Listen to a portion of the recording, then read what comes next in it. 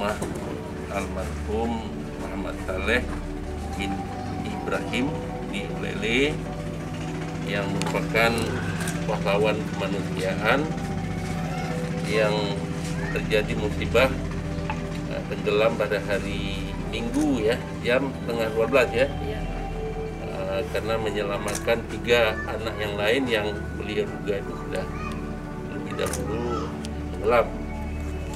Maka ini tidak bisa dihindari. Kehendak Allah Subhanahu wa taala kita mengucapkan innalillahi wa inna ilaihi raji'un. Dan tentu kami berharap kepada ibu ada semuanya tabah dalam menghadapi cobaan ini, tawakal dan terus berbuat yang baik.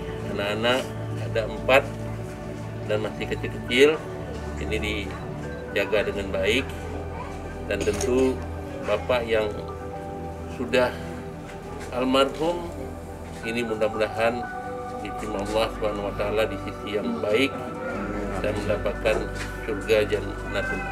Amin ya rabbal